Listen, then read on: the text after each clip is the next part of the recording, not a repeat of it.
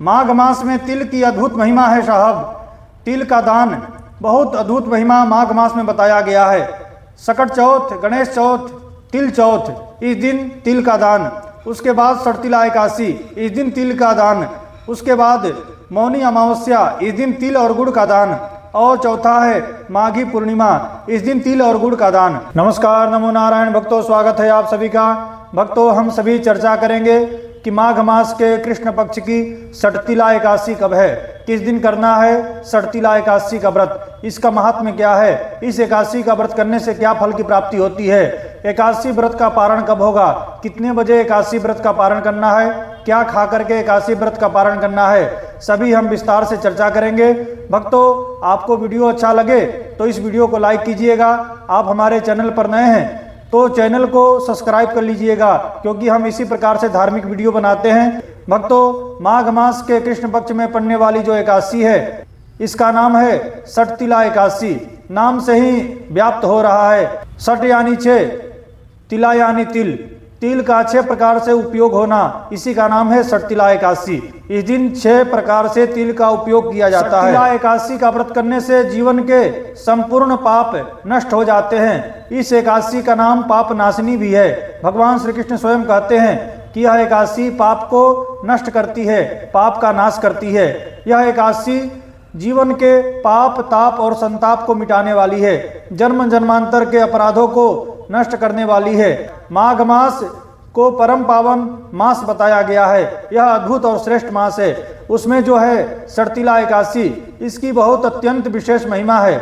उलस्त ऋषि दालव्य ऋषि से इस सड़तिला एकादशी व्रत की महिमा का वर्णन कर रहे हैं, और भगवान विष्णु नारद जी को सड़तिला एकादशी व्रत की महात्म बता रहे हैं कि यह एकादशी का व्रत संपूर्ण पापों को नष्ट करती है, जीवन में सभी प्रकार के भौतिक सुख प्रदान करती है, और अंत में वैकुंठ धाम, वैकुंठ लोक की प्राप्ति कराती है।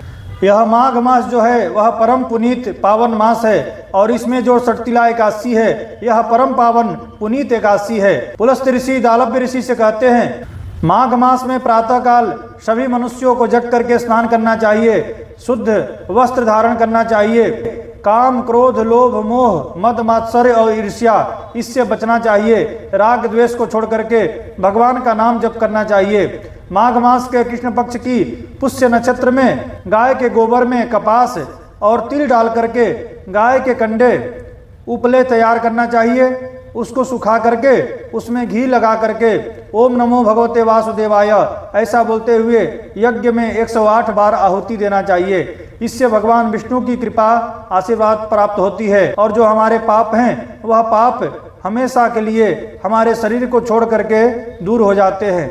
यह उपाय सभी को करना चाहिए। एकादशी तिथि का जो नियम है वह 10वीं से प्रारंभ हो जाता है। 10वीं से ही सभी एकादशी व्रत का जो नियम है वह 10वीं तिथि से प्रारंभ हो जाती है। शाकम मासम मसूरांश पुनर्भोजन मैथुने दूतमत्यम्बुपानम च दशम्याम वैष्णवास्त्यजेत।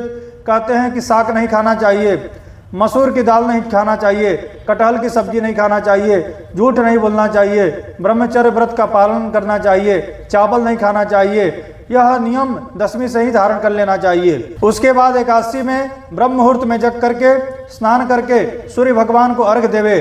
अर्घ में तिल मिला करके सूर्य भगवान को जो अर्घ देंगे उसके अंदर काला तिल मिला करके सूर्य भगवान को अर्घ देना है।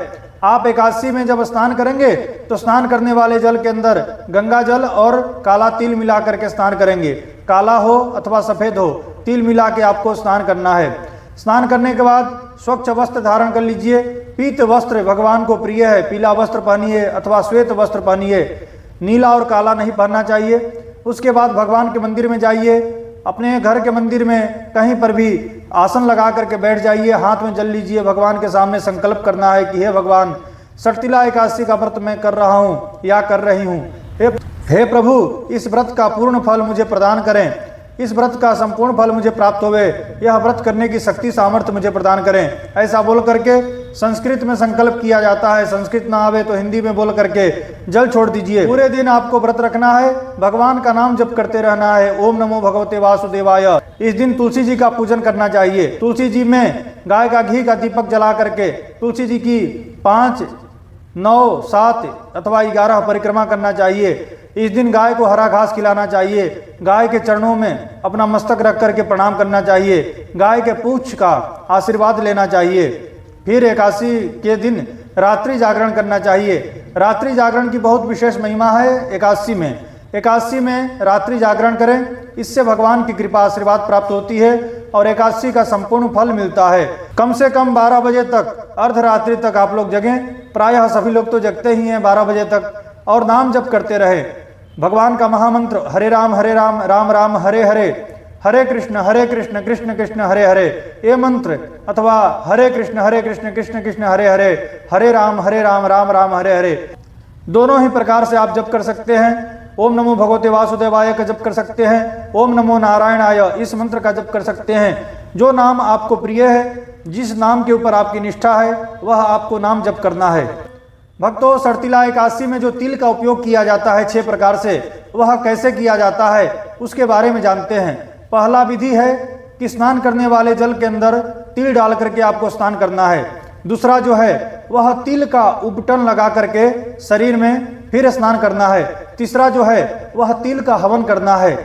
चौथा जो है वह तिल का दान करना है। पांचवा जो है वह तिल का तर्पण करना है। और छठा जो है वह तिल का दान करना है। भक्तों, तिल दान की बहुत विशेष महिमा है। यह तिल का दान सर्तिला एकादशी के दिन भी आप लोग कीजिए, और जो दूसरे दिन द्वादशी के दिन भी आपको यह तिल का दान करना है। सर्तिला एकादशी के दिन अथवा सर्तिला एकादशी के दान में जो भी व्यक्ति तिल का दान करता है, उसे स्वर्ग में उतने वर्ष तक रखा जाता है जितना उसने तिल का दान किया है। आप जितना तिल का दान करेंगे उतने वर्ष तक आपको स्वर्ग में रहने को मिलेगा। तो यह बहुत विशेष, परम पावन, अद्भुत सर्तिला एकादशी का व्रत है। माघ मास में तिल की अद्भुत महिमा है साहब। तिल का दान बहुत अद्भुत महिमा माघ मास में बताया गया है।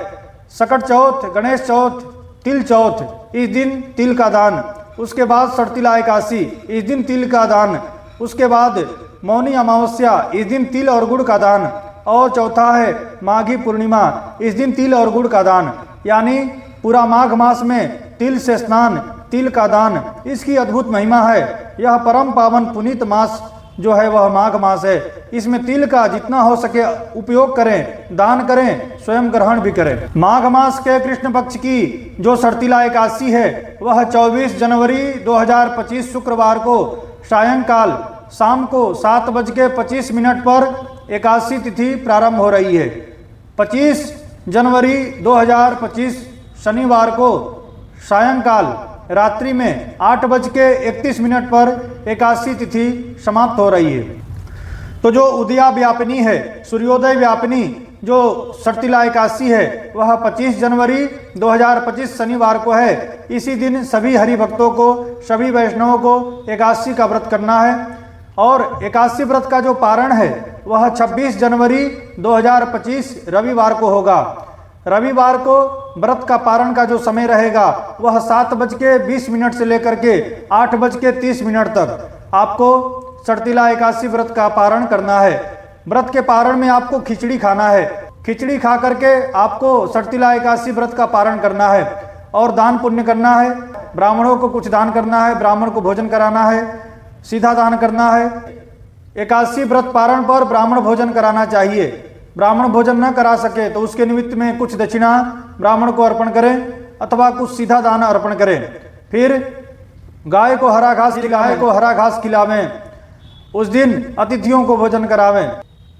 व्रत पारण में गाय को हरा घास खिलाना चाहिए, गाय को रोटी खिलाना चाहिए, मंदिर में कुछ दान पुण्य करना चाहिए। इससे व्रत का पारण का संपूर्ण फल प्राप्त होता है। भक्तों, यह था सर्तिला एकादशी व्रत का महात्म्य। आपको यह वीडियो अच्छा लगा है तो इसे लाइक कर लीजिएगा। चैनल पर नए हैं तो इसे सब्सक्राइब कर लीजिएगा। आप सभी को श्री हरि, आप सभी को नमो नारायण। ओम श्री मात्रे नमः।